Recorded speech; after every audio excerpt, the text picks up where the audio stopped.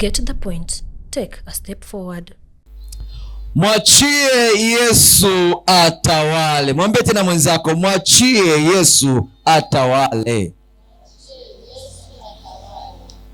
Tuna mambo mengi kama wanadamu tunayatawala, na kwa wakati fulani yamekuwa ni magumu, yameonekana kuwa ni magumu. Ina wakati majira fulani yalifika, ukaona kama mwanadamu umetumia mbinu zako za kibinadamu, umetumia uwezo wako uliosomea darasani, umetumia experience yako ya maisha, umetumia kila namna ambayo unaijua wewe. Lakini cha ajabu ni kwamba baada ya kutumia njia zote hizo ulizotumia, bado ziliprove failure. Bado njia zote ulizozitumia wewe kama wewe kuzisolve hilo tatizo, kuweza kulifanya liweze kuisha, lilishindikana. Yesu anaongea na wamama fulani na wakaka fulani na wanafanya biashara fulani ambao wamejaribu biashara mbalimbali, wamejaribu mbinu mbalimbali, wametumia, wameenda kwenye semina mbalimbali ili angalau mambo yaende vizuri, lakini mambo hayajaenda vizuri. Bado kumegonga mwamba.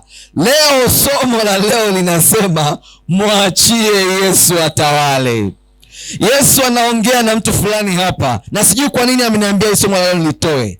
Yesu anaongea na mtu fulani hapa ambaye amejaribu kumwombea mume wake abadilike, amejaribu kumwombea mke wake abadilike, amejaribu kumwombea mtoto wake abadilike, lakini hakuna kilichotokea. Leo Yesu anasema mwachie Yesu atawale.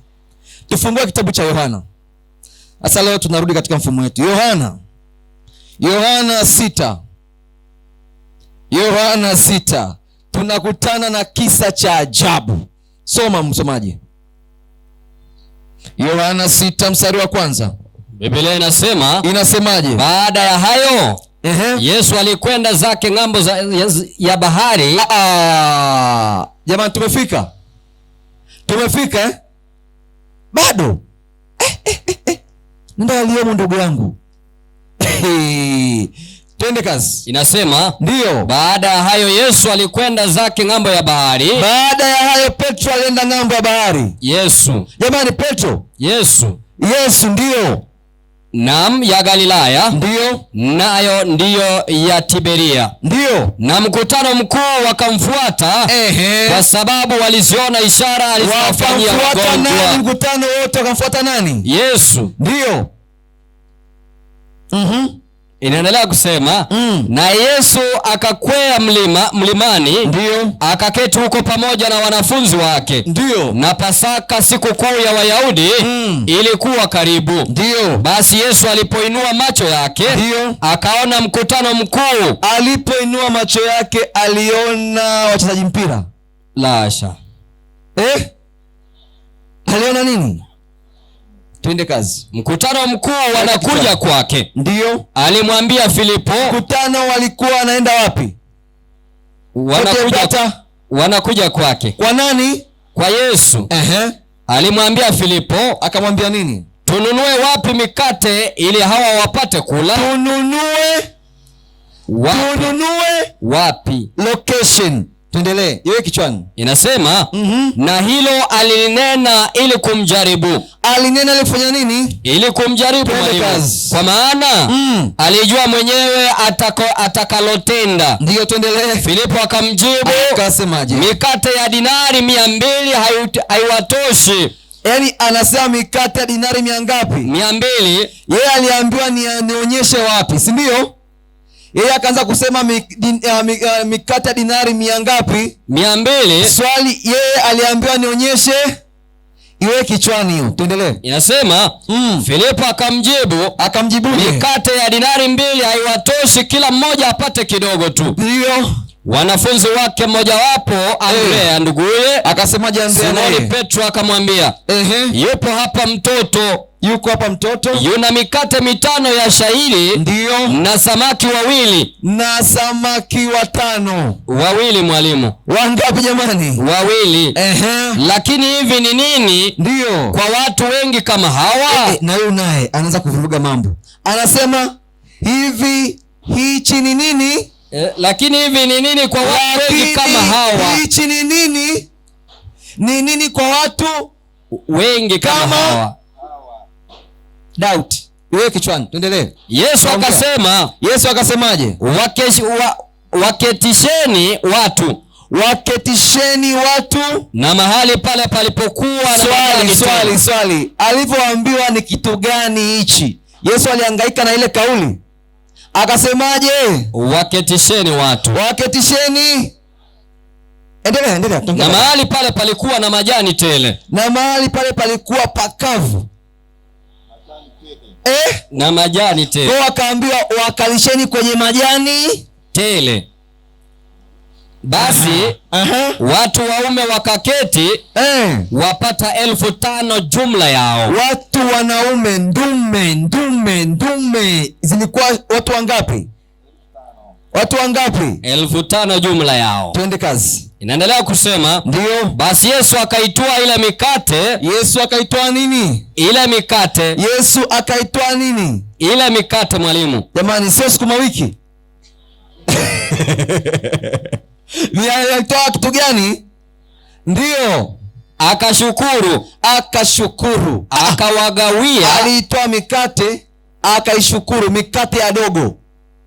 Naikumbuka? Tuendelee. Akawagawia walioketi. Akawagawia watu gani? Walioketi kwenye nini? Majani tele. Na kadhalika. Ndio. Katika wale samaki kwa kadri walivyotaka. Kwa kadri walivyotaka mwalimu. Kumbuka kule alisema ni kitu gani, si ndio? Naam. Lakini huku wakapewa kadri waliofanya nini? Walivyotaka. Weka kichwani, nitaongea tu. Nao waliposhiba.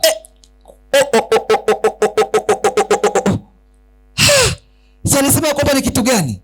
Huku wakashiba. Tulia, endelea. Nao waliposhiba. Nao walipofanya nini? Waliposhiba mwalimu. Walifanya nini jamani? Aliwaambia wanafunzi wake. Aliwaambia nini? Kusanyeni vipande vilivyobaki. Kule alisema ni kitu gani? Huku wakashiba hadi yakabaki na nini? Jamani, hivi Biblia mnasoma leo kwa tamu. Kule aliwaambia ni kitu gani? Huku wameshiba hadi wakabaki na vingine. Jamani, haleluya. Amina. Sielezea bado, endelea. Kusanyeni vipande vilivyobaki kisipotee chochote. La Yesu na yeye hata kipande kimoja kibakie. Tuendelee, nitaongea. Basi wakavikusanya. Wakajaza vikapu 12. Wakajaza vikapu vingapi? 12 mwalimu. Mwanzoni mikate ilikuwa ni mingapi? Lakini mwishoni vimekuwa vikapu vingapi? Vipande vya 5 ya shayiri vilivyowabakia wale waliokula. Basi watu wale walipoiona ishara aliyoifanya, walisema, hakika huyu ni nabii yule ajaye ulimwenguni. Baba Mungu wangu, sasa ni wakati wa kudhihirisha nguvu zako. Naomba jifunue mwenyewe, lugha yako ya kimbingu sasa ikapate kupenya katika kutano hili. Kila mmoja walioko hapa madukani, walioko kwenye bodaboda, kila sehemu, sasa ni wakati Yesu wa kuzungumza mwenyewe. Tamalaki, nifiche katika msalaba wa Calvary, katika jina la Yesu, amen. Amina. Ilikuwa ni tukio la ajabu, tukio ambalo liliacha alama kwa watu, tukio ambalo liliacha historia katika maeneo ya Uyahudi, tukio ambalo lilisimua akili za wanaume na wanawake, tukio ambalo lilifanya watu wakabaki midomo wazi. Tukio la ajabu. Mwambie mwenzako, tukio la ajabu. Na ilikuwa ni tukio la kusimua akili na nywele za watu, tukio ambalo liliacha historia. Waliporudi nyumbani wakaanza kuhadithia. Ni tukio la kihistoria ambalo limetokea mara 2 kama sijakosea katika Biblia. Sasa sikia nikwambie leo, anasema hivi, na Yesu Yesu alikwenda zake ng'ambo ya bahari. Kabla ya Yesu kwenda ng'ambo ya bahari, kuna katukio kalifanyika hapo nyuma. Nataka tuende pamoja. Kabla ya Yesu kwenda ng'ambo ya bahari ya Galilaya, kuna tukio lilifanyika hapo nyuma. Na natamani niwaonjeshe kidogo ile tukio. Tukio baada ya tukio. Tukio kabla ya tukio. Ilikuwaje basi? Twende pamoja. Ilikuwa ile siku ambayo Mfalme Herode alikuwa anafanya happy birthday. Jamani, happy birthday mnazifanyaga nyie? Happy birthday to you. Si ndio? Na Mfalme Herode akafanya happy birthday. Baada ya pale, kuna binti mmoja akacheza, akakata mauno. Baada ya binti huyo katika mbele ya Mfalme Herode, ndipo pale sasa Mfalme Herode akamwambia, binti umenifurahisha. Na ndipo yule binti akaambiwa, sema utakacho nikupe. Sema. Maana umekata kiuno vizuri sana. Baada ya yule binti kuambia vile, akaenda kwa mama yake. Mama yake akamwambia, nataka kichwa cha Yohana Mbatizaji. Na ndipo sasa imefika wakati ambapo Yohana akakatwa kichwa. Na kichwa kikaletwa kwenye sinia, kikapelekwa kwa yule mtoto. Na najiuliza, Yohana mtumishi wa Bwana, Yohana mtu wa Mungu, leo kichwa chake kimepelekwa kwenye sinia kwa sababu ya kiuno cha mtoto. Kabla sijaendelea kuingia kwenye sehemu ya pili, sasa ndipo napata funzo zito hapa ya kwamba kuna majira Yesu ataruhusu, licha ya uaminifu wako kwa Yesu, licha ya matendo mema kwa Yesu, licha ya kumtumikia Mungu kwa Yesu, kuna wakati Yesu ataruhusu ukate kichwa. Lakini sikia, hata kama watakata na kuharibu mwili huu, tambua moja, kuna siku huu mwili Yesu wako ataufufua akija. Haleluya. Haijalishi watakukata kichwa, haijalishi watakufanya jambo gani, wewe usiogope. Saa yako itakuja, Bwana ataita, nawe utafufuliwa. Si kama aliyekufa, bali mtu aliyekuwa na mwili mpya usiokuwa na mawaa. Haleluya. Sasa Yesu alipopewa taarifa ya kwamba Yohana ameangamia, amekata kichwa, Yesu akasema ngoja niende zangu mlimani nikapumzike. Na ndipo namwona Yesu anapanda meli, anavuka ng'ambo bahari ya Galilaya, anaelekea nyikani. Yesu akafika kule nyikani, akawapumzika. Wakati Yesu amevuka ng'ambo, amepumzika, ndipo ghafla Yesu anasema alivyogeuka nyuma, akaona kundi kubwa la watu wanamfuata. Yesu anashangaa, yuko kule mlimani ili apumzike baada ya tukio la mtu anayempenda Yohana Mbatizaji kuwa ameuawa. Na anashangaa, yuko apumzika, amefika mlimani, ametua, anaona kwa mbali kundi la watu wanatokea Bethsaida. Na umbali kutoka Bethsaida hadi pale alipokuwepo Yesu mlimani ilikuwa ni takribani, wanasema, kilomita 15. Walisafiri kutoka mbali, wakatoka mbali, wakaja kumfuata Yesu. Najiuliza, kwa nini mmemfuata Yesu? Kwa nini mmesafiri? Kwa nini mmetoka mbali kote kilomita 15 mnakuja kumtafuta Yesu? Kuna siri gani? Ndipo naelewa ya kwamba, wapendwa, wenzetu walitambua, wakiwa na mambo yao, wakiwa na machungu yao, wakiwa na mhitaji Bwana, sehemu sahihi ya kutua mizigo yao si kwa mganga, si kwa nani, si kwa babu wala mjomba, ni sehemu ya miguuni pa Yesu. Awasikia, walitambua ya kwamba sehemu salama kwao ni sehemu ya Yesu alipo. Palipo na Yesu kuna usalama. Haleluya. Palipo na Yesu kuna utulizo wa moyo. Palipo na Yesu waliochoka sana watapata raha. Amina. Haleluya. Palipo na Yesu, miguuni pake Yesu, hapa pahali bora, pahali ambapo natua moyo wangu uliochoka. Wakasafiri mbali kwenda kumtafuta Yesu. Anasema Yesu alivyogeuza uso wake nyuma, alivyoona kutano, Yesu akalionea nini? Alivyoona umati. Yesu alivyoona umati wa watu akaonea nini jamani? Nampenda Yesu anayejali mahitaji yetu. Ndio maana nawaambiaga siku zote, hata yeyote asipokuonea huruma, yuko Baba ambaye akigeuza jicho lake akikutazama, akiona unayopitia, anakuonea huruma. Amen. Haleluya. Nampenda huyu Baba kiasi kwamba alikuwa ameenda kwa mission ya kupumzika, lakini alivyogeuza uso wake, macho yake alivyokutana na macho ya ule umati, alivyotazama akaona machozi yao, akaona vilio vyao, akaona kushindwa kwao. Yesu akawaonea huruma. Ahimidiwe Yesu anayetuonea huruma. Haleluya. Amina. Haijalishi hautaonewa huruma na yeyote, haijalishi hawatakuonea huruma, Baba yako ataahirisha misheni yake kupumzika, atageuka akutazame. Naomba Yesu katika jioni ya leo, Yesu akutazame tena. Haleluya. Mwambie Yesu akutazame. Mwambie tena pembeni, Yesu akutazame na wewe. Yesu akikutazama, akikuonea huruma, hautabaki kama ulivyo. Na ndipo sasa, baada ya Yesu kuonea huruma, kutano likafika, palikajaa, umati wa watu ukafika. Kumbuka ni nyikani.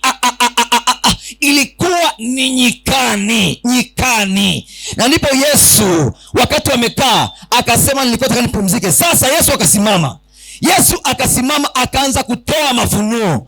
Jamani, Yesu akasimama akaanza kutoa mafunuo, akaanza kuambia wale watu, akaanza kuambia maneno mema, maneno ya kuwatia moyo, maneno ya kuwafariji, maneno ya kuwaimarisha.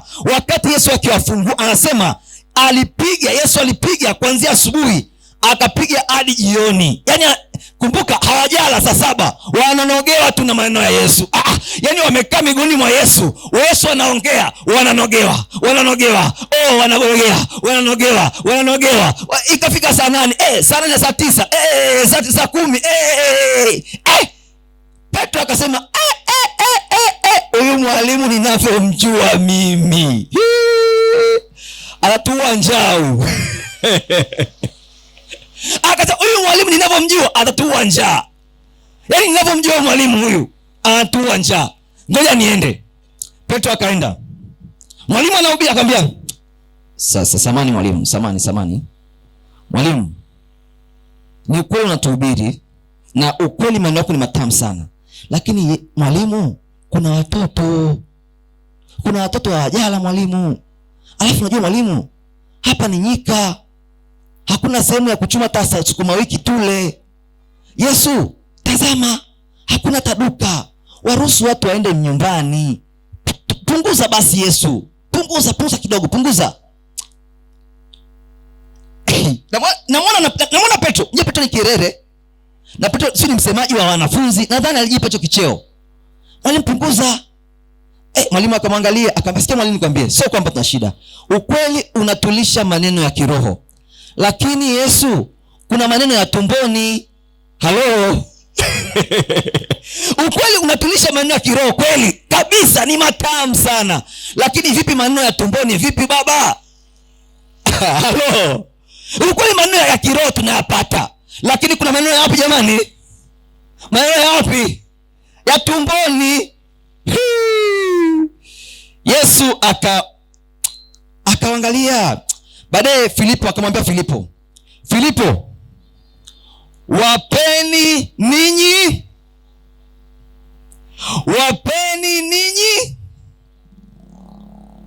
jamani, labda upande huu, wapeni nini? Kitu gani? Wapeni chakula. Hivi ungemwelewa Yesu? Yaani tumekwambia ni nyikani, tumekwambia hamna kitu, unatuambia tuwape chakula. Mwalimu, uko serious? Kuna kitu natamani niwafungulie. Yaani Yesu kuna kitu natamani Yesu akifungue leo hapa. Yaani Yesu, tuko nyikani, tumekwambia hakuna kitu, unasema wapeni watu chakula. Anamwambia Yesu, hakuna chakula, tumekwambia hapa ni nyikani. Wao tuambia masoto becha, tunawapa wapi chakula watu? Baadaye akamwambia ni wapi chakula kinapatikana, eneo gani? Filipo anajaribu kumwelezea Yesu, anamwambia Yesu, sikia nikwambie, ninakwambia hivi, wewe unauliza ni wapi, lakini mimi nimepiga mahesabu, mimi nimesomea mahesabu kidogo. Filipo anamwambia Yesu, kimsingi hata zingekuwa dinari 200 hazitoshi kuwapa chakula watu.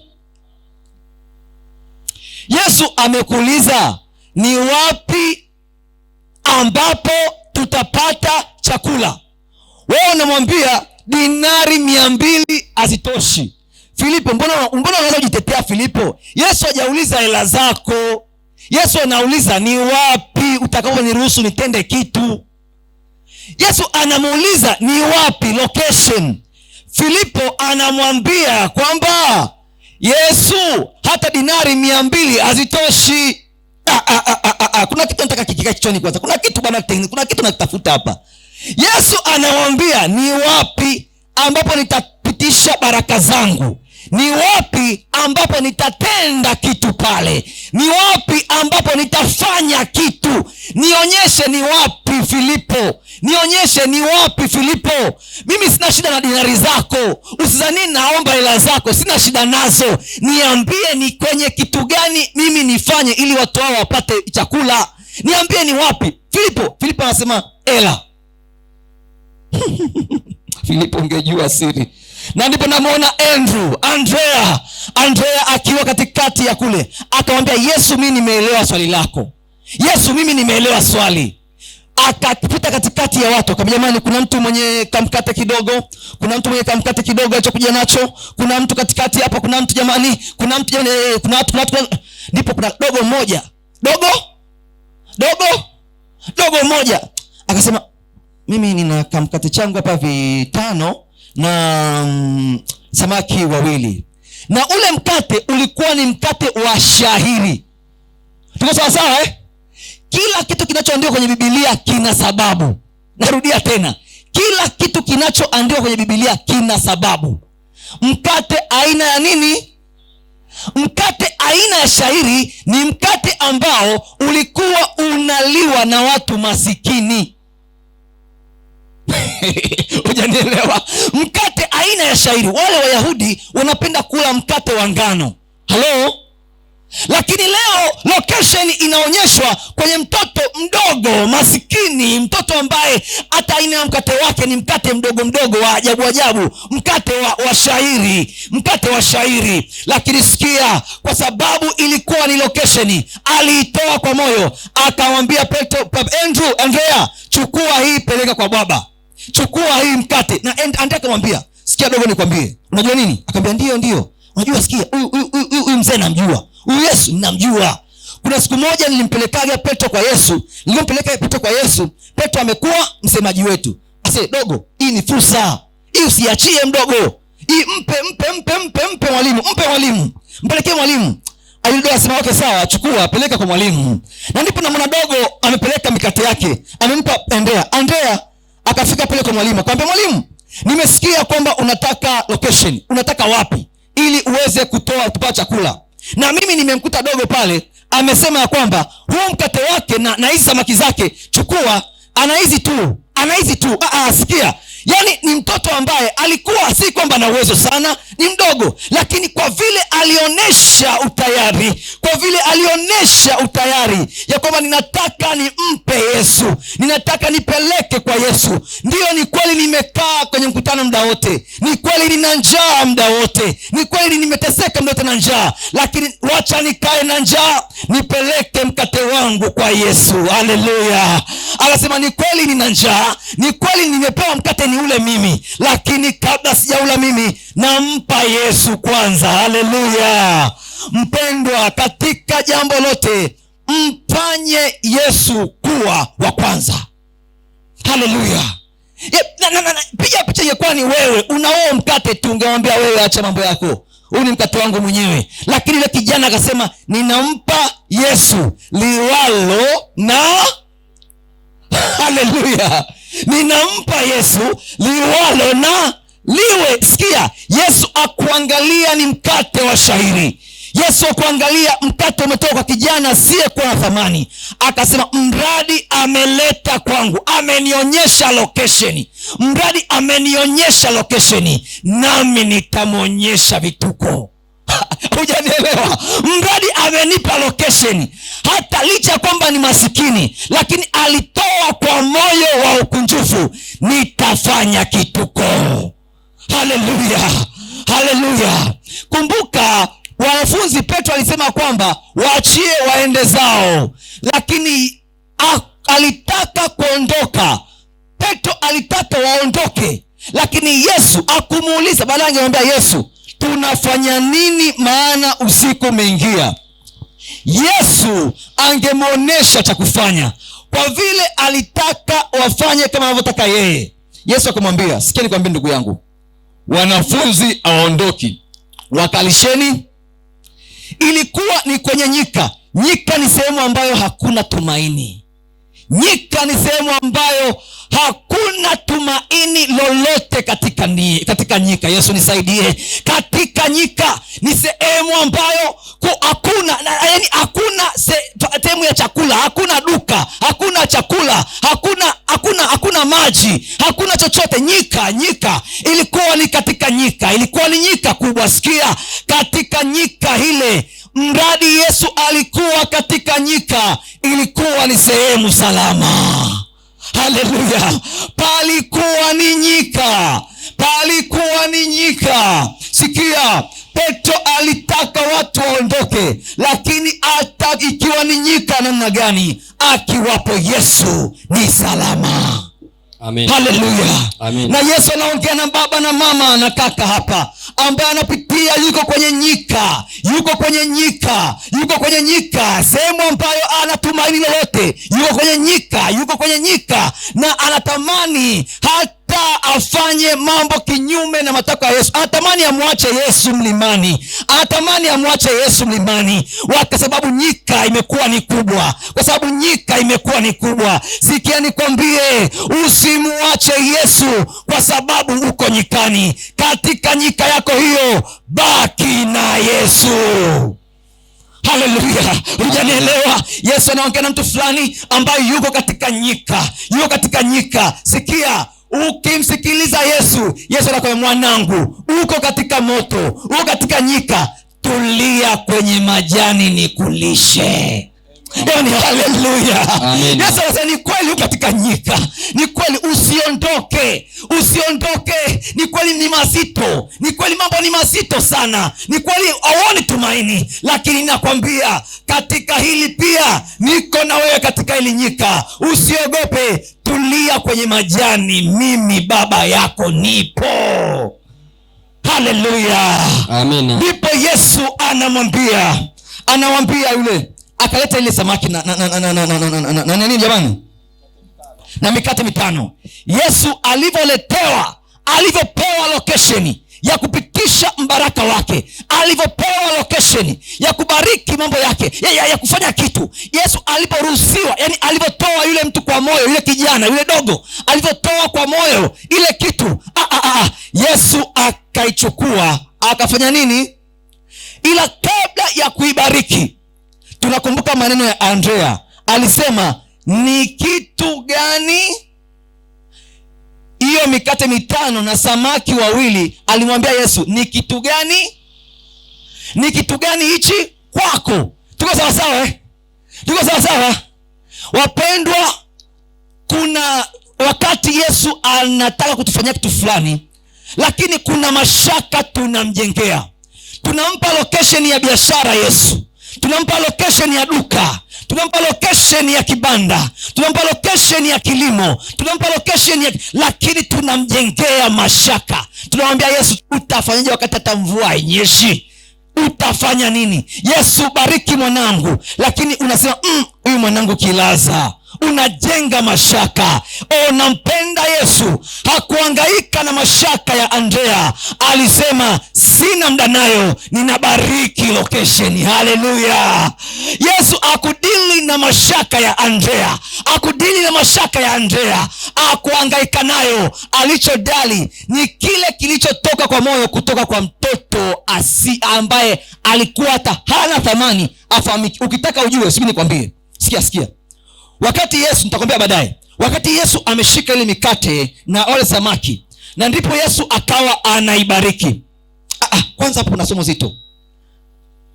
Mpe Yesu biashara yako. Mpe Yesu watoto wako. Mpe Yesu mali zako. Mpe Yesu kabla haujapanya wewe. Kikabidhi kwa Yesu kwanza, ili akibariki kwanza. Hujanielewa? Kabla ya kutumia chochote kile katika maishani mwako, kabla ya kuingia kwenye nyumba yako ulioifungua, kabla jambo lote lile, ikabidhi, mwachie Yesu kwanza aibariki. Amina. Haleluya. Amina. Mwachie Yesu aibariki kwanza. Na ndipo wakati Yesu akanyanyua mikono, akaibariki ile mikate. Aliweza kuibariki, akasema ninaanza na ninyi wanafunzi. Kabla ya kuanza na wanafunzi, aliwaambia wakatisheni. Na sheria ya kule kwa hivi ya Yahudi, ukiambia katisheni watu, wanakaa mafungu 50 na wali kazi walipewa wanafunzi. Halo? Na muona Petro anawaambia, ase wewe, 50 hapa, 50 mkate unakuja, chakula kinakuja, kata 50. Unajua chakula ni muda mbaya, unajua muda chakula ni tunajua zile fujo zile. Kwenye harusi si unajua. Unasikia 50 hapo pamoja yani. Kaeni chini 50 pande huko 50 hapo. Jikade, tunaleta chakula, msosi unakuja leo. Aya 50 kule nyuma. Ase kule nyuma kuna watu 50 ase utakosa chakula, utakosa msosi. 50 pale. 50 wanakaa. Petro anasema, wewe ase bro, unasumbua wewe. Wewe utapata mkate bro. Utakosa bro. Unakaa. Sasa namuuliza, hivi Petro, unasema hayo bado mkate hatuoni? Halo bro. Hatuoni mabuffet. Unatuambia 50. Petro cha masiara. Watuambia tukae 50. Ole wako chakula kisije utatueleza. Watu wanakaa 50 wanakaa. Nasikia anasema hivi, walikuwa watu takriban 100 elfu ngapi? Elfu ngapi jamani? Walikuwa watu 5,000, tena wanaume, si ndio? Cha ajabu, hadi dogo hajahesabiwa. Hamjanielewa?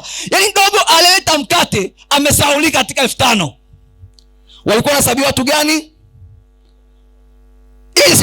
Si mnaelewa jamani. Yaani sikia, hadi dogo alileta mkate wake, asa amesahaulika. Dogo amesahaulika jamani. Dogo afanye jamani? Wamemsahau kwenye kumhesabu. Yaani mkate ni wakongo afu na nisahau. Kweli uko serious Petro? Sikia. Kwa sababu ya jamii ile ilikuwa inadharau ahesabu wanawake na watoto na vijana dogo, si ndio? Sikia nikwambie, kuna wakati utadharaulika kuliko kawaida. Licha ya mambo makubwa ambayo Bwana atakutumia, kuna wakati katika udogo wako, hali yako ya maisha, utadharaulika, hata utasaulika. Licha ya jinsi ulivyo, usiogope. Katika udhaifu wako huo Yesu atajidhihirisha kwako. Licha ya kwamba wewe ndio, yani walikudharau hadi kwenye jamii hawakuhesabu. Imeshafika hata unajua kuna mtu yani hata kwenye familia yake awepo asiwepo. Hujanielewa? Kuna mtu kwenye familia yani hata ukumbuku yani kwa vile unajua maisha yako ni ya wakuchukulia poa, si ndio? Si ndio jamani? Yapo. Jamani, yapo. Si ndio? Yaani wakuchukulia kawaida, waniongeza. Sikia, kuna siku Bwana atakutumia wewe hivyo ulivyo. Saa yako itafika, Yesu atakutumia wewe kuwabariki wao. Haujanielewa? Yu kijana hata katika wale 5,000 hakuwepo, maana jamii inamchukulia wa kawaida, hana kitu. Sikia, huo udhaifu wake, walimchukulia hawezi, lakini leo anawatoa njaa. Jamani, haleluya. Sikia nikwambie, hivyo unavyoonekana hawezi tena. Hata uhesabiki. Unajua kuna familia, kuna vituko kwenye familia kuna vituko. Yaani kuna kijana yani yeye asipokuwepo kwenye kikao cha familia akifanyika sasa, subirieni hadi Otieno aje. Kwa sababu ana nini? Jamani? Lakini wewe usipokuwepo, sikia, hamna shida, tuendelee na kikao. Sikia nikwambie, wacha wakutenge, wacha wasikuhesabu kama ile kijana. Kuna siku utawalisha chakula wewe. Amina. Unanielewa? Kuna siku wewe ambaye unaonekana nothing, Yesu atakuinua na utakuwa ni msaada wao. Amina. Haleluya. Mwambie mwenzako usife moyo. Wakati wako unakuja, utawapa mkate na samaki zako watakula. Haleluya. Usiogope. Kuna saa dogo hajahesabika, dogo amesahaulika, wamehesabiwa wengine, yeye hajahesabiwa, hata hatajwi. Lakini sikia, wasikutaje, ila baba yako hatakutaja. Haleluya. Wasikutaje, wasikuhesabu, wakuone nothing. Sikia, once ni muda wa Mungu ukifika, atakutoa mavumbini, atakuketisha na wafalme. Haleluya. Usiogope, your time is coming. Muda wako unakuja, usiogope. Vumilia. Dogo hajahesabiwa. Yaani dogo anasema ni kweli bro, hajanihesabu, lakini mwalimu amechilia. Wacha ale bwana. Ile mwalimu anaye, wacha ale. Sasa bwana, Petro akawagawa. Watu wanamwangalia Petro. Sasa huyu Petro, bro, msosi, unajua alikuwa na njaa unajua alikuwa na njaa. Si mnakumbuka alikuwa na njaa? Ndio, alikuwa na njaa. Sasa Petro watugawanya, tumekaa makundi tayari. Afu tumelala, tumekaa kwenye majani. Si unajua wamegawa nini? Kwenye majani chini. Watu 50 wasubiria afu msasa hauoni. Halo? Hauoni buffet. Hauoni wale wanaofaga zile nguo zile za upishi. Sasa Petro, sasa mwingine anajiuliza, mbona tuoni? Atusikii harufu ya pilau, harufu ya ugali. Mbona tusikii? Jamani, mbona tuoni? Imani ni kuwa na hakika ya mambo yatarajiwayo, bayana ya mambo yasiyoonekana. Haleluya.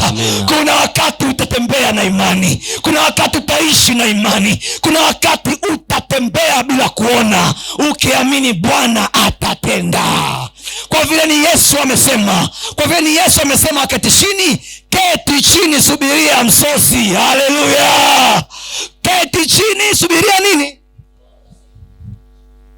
Haya, wameketi.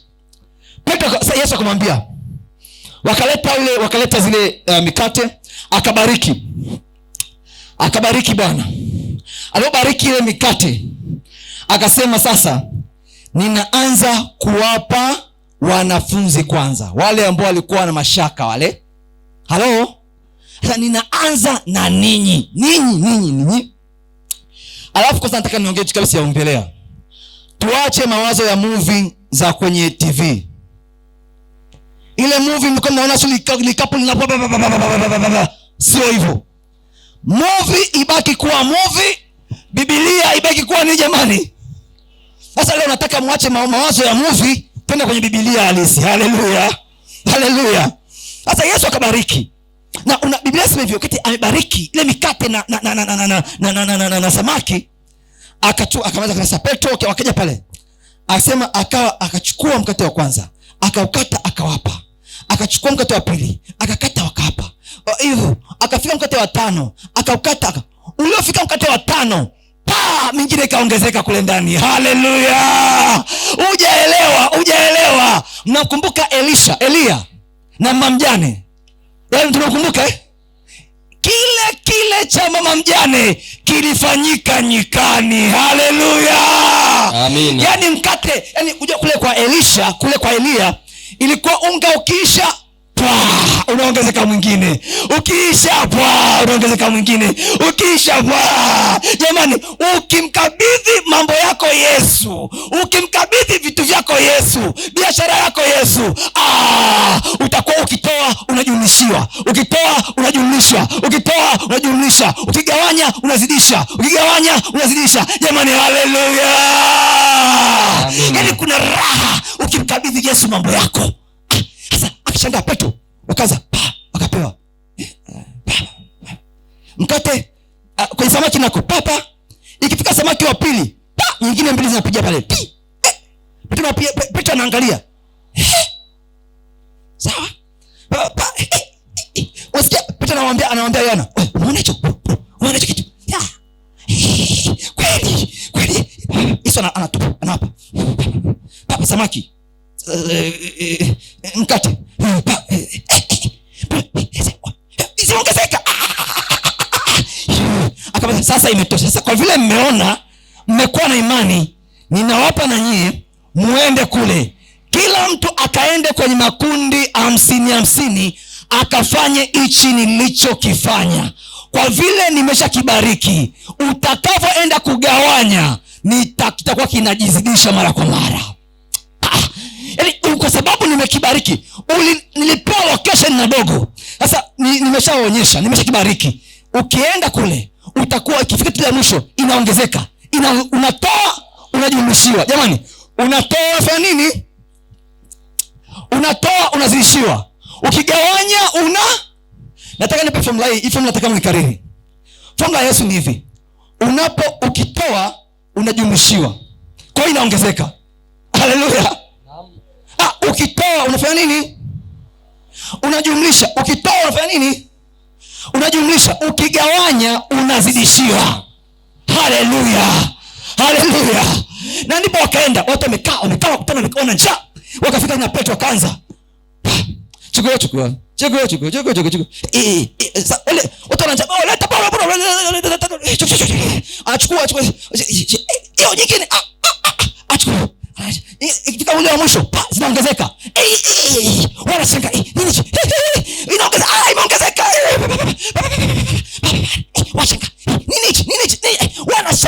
wanashangaa, wakapewa toa, washangaa vishi. Jamani, unapompa Yesu location, Yesu ukimkabidhi akaanza kukibariki kile ulicho nacho, hakitaisha kamwe, bali kitaongezeka. Haleluya, amina. Walitoa lakini kilikuwa akiishi. Ukitoa unapokea. Haleluya, amina. Mpango wa Bwana ni kutoa na kupokea, kutoa na kupokea, kutoa na kupokea. Wakala watu wangapi? Wale kuna wanaume, kuna wanawake na watoto, kwa ni zaidi hata 20,000. Maana kawaida wanasema wanawake wanakuwa ni wengi sana, unajua yule, na watoto ni wengi, unajua. Kwa sababu waliopewa wote wakala hadi wakafanya nini? Wakashiba, wakasaza. Mikate mingapi? Na samaki wangapi? Sheria ya Mungu ni hivi: unapotoa, Yesu anafanya nini? Anajumlisha. Narudia tena, wewe uliyepewa baraka, wewe ambaye unasomesha ndugu wa mtu fulani, ndugu zako ambao hawana uwezo, Yesu amekupa neema hiyo. Usiache kutoa. Toa, utazidishiwa. Haleluya! Wewe Yesu aliyekupa hiyo neema, si kwa bahati mbaya. Yesu amekupa mbaraka huo. Ninakuhakikishia usiogope kutoa, maana Yesu ataendelea kukupatia. Haleluya! Sikia, soda jeisha tamu sana hii. Wakati amemaliza sasa, wamekula, wameshiba, mtu mmoja anambia, "Sasa mwalimu, endelea sasa. Atende nyumbani, endelea. Haleluya. Ende tumeshiba." Yaani walishiba hadi yani walishiba hadi mapande mengine wameshika mkononi. Maana unaingia uchukua mara 2. Unajua tu watu wanaenda kwenye harusi hapo wanapiga soda afa naongeza nyingine hadi nyingine zinabaki. Sikia, Yesu akasema tumemaliza sasa. Wanafunzi wangu, nyinyi ndio mtakaotumia, nendeni mkakusanye vyote mabaki. Kuna funzo zito nataka nifundishe hapa, najua bado mnatafakari. Nendeni mkachukue mabaki. Walikuwa wanafunzi wangapi jamani? 10 na ngapi? Na 2. 12. Sasa sikia, hapa kuna funzo zito. Wanafunzi wakasema huu mchongo ni wa kwetu. Wakaenda wakakusanya. Jamani, leta jamani. Wale bakiza huko. Yaani huko 50 kuna mbona bakiza. Hii hapa sasa tumeshiba. Wakavileta wakajaza makapu. Vikajaa. Baada ya kujaza wakavileta mbele kwa Yesu. Halo. Wakafika pale. Sasa wanafunzi wa Yesu wakawa wanaangalia kwamba mwalimu atasema tuvichukue. Si tuko 12, si ndio? Kwa akilini mwao wakawaza mbaraka wadogo ni baraka. Kwanza subiri taratibu, tulia, usio na haraka. Wakawaza sasa viko 12. Na sisi tuko ngapi? 10 na ngapi? Kwa hiyo kwa haraka kila mtu anaondoka kapu kimoja, si ndio? Baraka za mtu usizilalie mdomo wazi. Yaani wewe au kutoa location yako. Wewe ulikuwa unakata tamaa. Leo dogo ametoa sehemu yake, unataka uipate. Sikia kituko. Sasa commentator moja Biblia akanasema hivi, nami nanukuu. Wakati wamekusanya vikapu vya mikate, nakumbuka vinatofautiana size. Halo? Vinatofautiana? Si mabaki jamani? Mabaki yanafanana? Yanafanana mabaki ya chakula. Yanabaki. Sasa sikia. Sasa Yesu akasema, "Nyie wanafunzi, namnukuu commentator huyo, kila mtu achukue kikapu chake." Akamwambia wanafunzi 12. Kama vile namuona Petro anapotembea. Kilicho jaa. Akabeba likapu, limejaa ni jamani. Mbaraka wa watu, wewe Petro wewe atakukuta. Sasa wakati wamechukua ile makubwa, Petro amechukua likubwa. Yesu akawasema kauli ya pili, sasa tunaelekea Bethsaida kwa dogo. Haleluya. Akamwambia, sikeni nawaambia wanafunzi wangu, hakuna kula hata kipande. Unanielewa? Hakuna kula hata kipande. Kama umebeba kikapu kikubwa, tunatembea hadi wapi? Na sheria ni kwamba hakuna kuchukua kipande kutoka Bethsaida hadi pale ni kilomita 10 na ngapi? 15. Akwambia wewe ulibeba mkubwa, utaibeba hivyo. Haleluya. Ujaelewa. Akwambia wewe uliobeba kikubwa, utabeba hivyo hadi wapi? Jamani, haleluya. Commentator huyo anasema kwamba wakati wamefika pale kwa yule dogo nyumbani kwao, Petro walizania kwamba wataambiwa kwamba sasa basi kila mtu aende na kikapu chake nyumbani. Walizania hivyo. Yesu akamwambia yule dogo, sasa sikia. Commentator huyo anasema hivi. Akamwambia, ninakushauri kwa vile ulinipa location. Jamani, kwa vile ulinipa pa kupitishia baraka zangu. Kwa vile ulinipa pa kupitishia baraka zangu, nakushauri ufungue duka la mikate. Haleluya. Hujanielewa. Ukimpa Yesu location kuna faida. Haleluya. Akamwambia naomba afungue duka la mikate. Sasa akafungua. Commentator anasema hivi, wakafungua duka la nini jamani? Na sheria ya duka ni hivi. Akitoa mkate unafanya nini? Hujanielewa. Sheria ya duka, akitoa mkate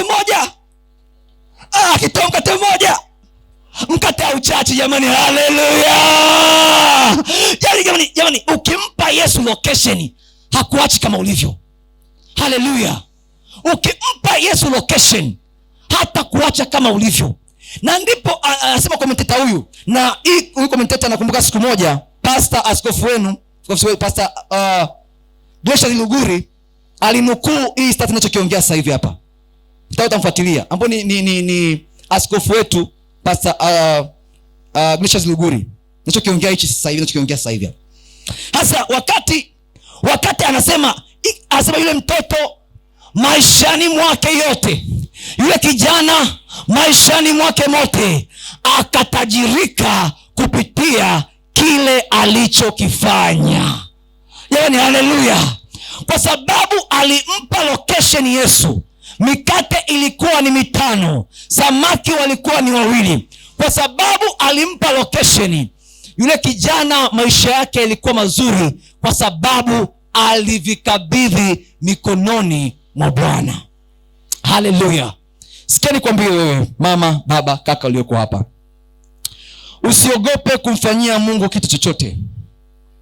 Pale unapowiwa kumtolea Bwana kitu, unamwambia Yesu, nataka biashara yangu iwe location yako, nitafanya chochote kwa ajili yako, haijalishi itanigharimu kiasi gani, kwa sababu ninakujua wewe Mungu una tabia ya kujumlisha kwa kutoa, una tabia ya kuzidisha kugawanya. Nitayaachilia kwako ili Yesu ufanye ya kwangu. Haleluya. Pale unapomwachia Yesu ukampa nafasi ya kwanza katika kila jambo, Yesu anasema nirudisheni kwangu zaka na sadaka, mkanijaribu kwa njia, muone kama sitawafungulia milango mibaraka ya mbinguni. Yaani anasema hivi, atawafanyia mambo makubwa sana, mibaraka ya mbinguni itamwagika sana, hadi nafasi mtaifanya nini? Mtaifanya nini wapendwa? Je, nikuulize, kile chakula kilikuwa zaidi ya wale watu wote? Tuko sawa sawa? Yaani kilizidi. Kwa nini? Alimfanya Yesu kuwa nini jamani? Wakati fulani katika maisha yetu kama Wakristo, kuna vitu tumevikosa. Tulikuwa tunapenda kupokea tu.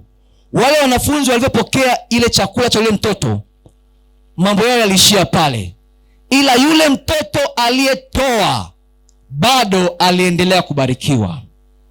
Ninachomaanisha ni kitu gani mpendwa? Sijui kwa nini Yesu amesema tutoe mwili siku ya leo. Huenda ulianza kutoa zaka na sadaka, lakini ikafika kipindi ambacho ukaanza kurudi nyuma. Uliirudisha na kuchelewesha mibaraka yako. Leo Yesu anasema umjaribu kwa njia hiyo. Haleluya. Kuna wakati katika kanisa michango mingi itakuja. Ile michango usiache ikakupita. Fanya kitu kwa ile michango. Hautapungukiwa kwa vile umempa Yesu location yako. Haleluya. Ukifanya kwa imani utatendewa.